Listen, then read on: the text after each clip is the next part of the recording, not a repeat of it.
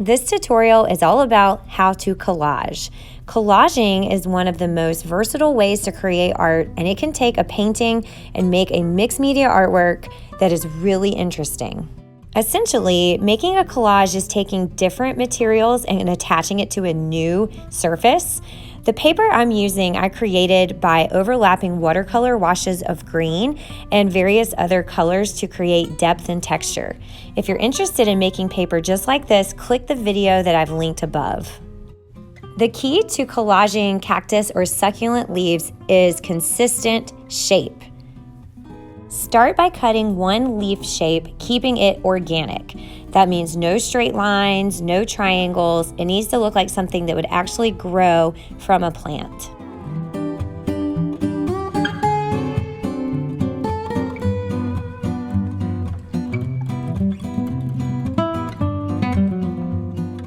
This artwork has a lot of green. Double check to see that your leaf isn't the exact same shade or value of the plant behind it.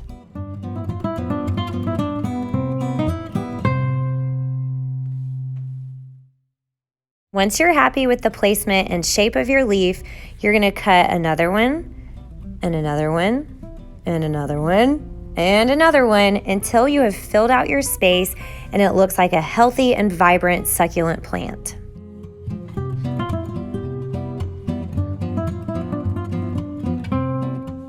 Your plants are inside the container, so you want to make sure that that line is visible. You can have some plants overlapping the outside or overlapping onto the front of the container, but overall each leaf should look as if it's growing out. This seems really obvious, but glue is sticky. So when you collage, you might get a little bit of glue on your fingers. It's not an emergency. You just wash your hands once you're finished. And I'll show you some techniques to make sure you get as little glue as possible. Notice I'm taking my pencil eraser and tapping the leaf. That makes sure that the leaf stays nice and flat and that my fingers aren't as dirty as they could be. When you collage, you work from big to small, front to back. So I have one row of leaves, and now I will add a second row and even a third row if I feel like it. It would be very frustrating to try to do the front row first and then cut perfect pieces around. So this small leaf overlaps really nicely in front of the larger one that I've already cut. And I want a variety of greens, so I found some yellow green to add just a little bit of variety.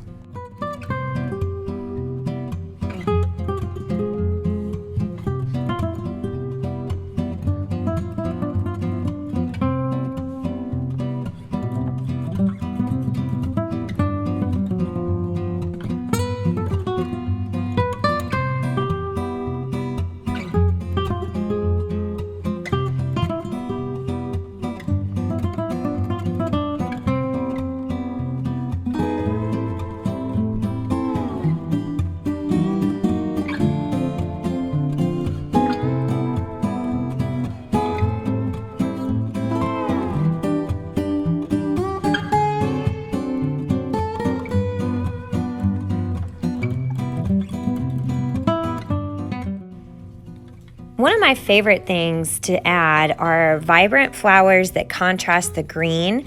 Because we've used green on almost everything except the background, adding a flower or adding a burst of color can make a really delightful, interesting work of art.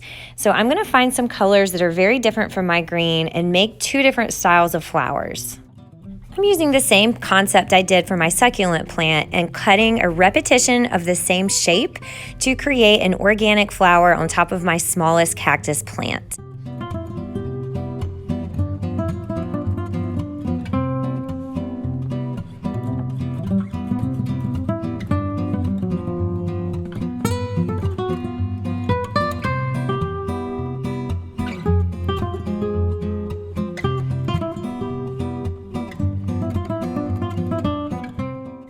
My second style of flower, I draw or randomly cut these blob-like shapes that make me think of ponds, like a body of water as you see from an airplane. And I usually cut out 3 organic shapes that go from bigger to smaller. You want to have a variety of colors or each layer won't show up. And when you stack the 3 together, you can see it makes a really interesting, almost rose-like flower.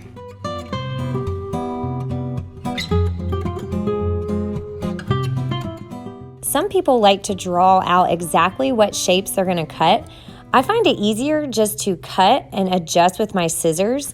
So instead of drawing the shape, think of your scissors as the pencil and cut the shape that you would like. You can always edit it as you go. I'm using a neutral brown for my tabletop. And for the tabletop, the straight edge across and the rounded edge around the plant container are very important. Think of it like a puzzle and cut and tear your pieces to perfectly match what you painted.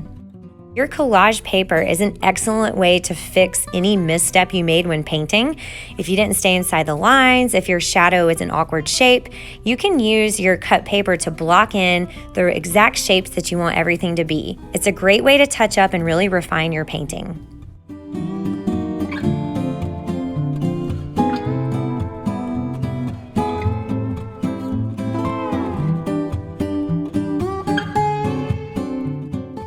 Using decorative paper can take your mixed media artwork to the next level. I'm choosing from several scraps of paper, and I want something that's going to go along and enhance my work of art without taking away from all the painting and collage detail that I've put into it.